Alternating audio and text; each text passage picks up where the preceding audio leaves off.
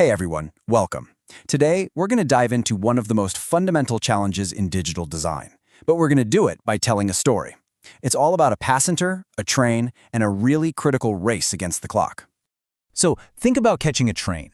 If you get there way too early, you might cause a problem, like a collision on the tracks. But what happens if you get there too late? Well, that's what we call setup time.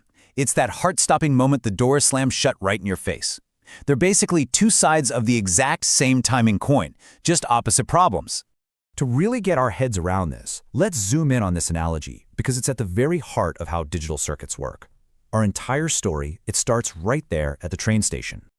Okay, so let's set the scene. Imagine our precious little piece of data is a passenger, and they are trying to get on board. The train itself, that's our circuit's clock.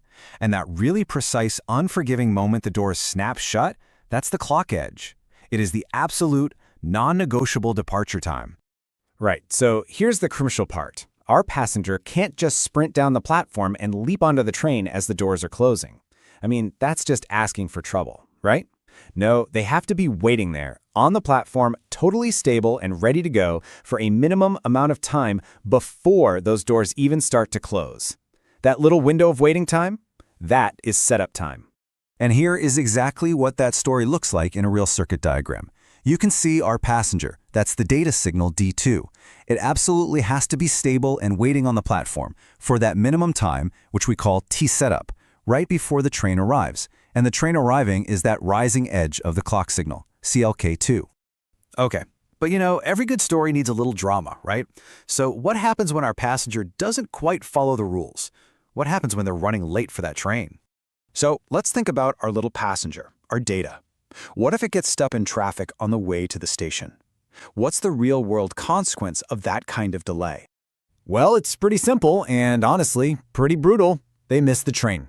The doors slam shut just nanoseconds before they can get there, and our poor passenger is just left standing on the platform. The data? It's lost. In the engineering world, this is what we call a setup violation. That traffic our passenger got stuck in? Well, that's the circuit's propagation delay, or TPD. If that delay gets too long for any reason, the data just doesn't show up in time to meet that setup requirement, and poof, it doesn't get captured. It's gone for good. But hold on, because the story gets a twist. There's another variable that can come in and completely change the rules of the game. It can turn a perfectly planned trip into a total disaster, or it could actually save a passenger who's running late. It's a little something called clock skew. So here's the complication, the wrench in the works. What if the clock at the arrival station isn't perfectly 100% in sync with the clock at the station the passenger left from? What if one is running just a tiny bit fast or a tiny bit slow? Now this is where it gets super interesting, because Skew has these two completely different personalities. If the arrival clock is slow, which we call positive skew, the train doors actually close later than our passenger thought they would. It's a blessing. Our late passenger gets extra time and makes the train. But if the arrival clock is fast, that's negative skew. Well, that's a curse. The doors slam shut earlier than expected, catching everyone completely by surprise. And yeah, this is the one that keeps engineers up at night. The curse. You can see it right here. The arrival clock, CLK2, triggers earlier than the departure clock. This negative skew is basically a time thief.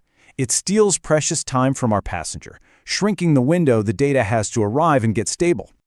So you can probably guess the golden rule of design here, right? You have to always prepare for the absolute worst-case scenario. You have to assume the clock will be fast, that the door will shut early, and you have to build your entire system to survive that most challenging situation. Okay, so let's tie all of this together. What is the fundamental challenge, the big puzzle that this creates for every single person who designs digital circuits? It all comes down to a constant balancing act. It's like a seesaw. If you try to avoid that rear-end collision, the hold violation, by sending your data a little bit later, you run the risk of missing the train with a setup violation. But if you send it super early to make absolutely sure it gets there in time, you risk causing that collision. This tension, this trade-off, is at the absolute heart of digital design. And that leaves us with one last kind of mind-blowing thought. We've just been talking about one passenger and one train. Now try to imagine a modern computer chip with literally billions of transistors. How on earth do engineers manage to perfectly synchronize billions of clocks all across this incredibly complex web of stations to make sure that not a single one of those billions of passengers ever misses their train. It really is an incredible feat of engineering. Thanks for watching. See you next time.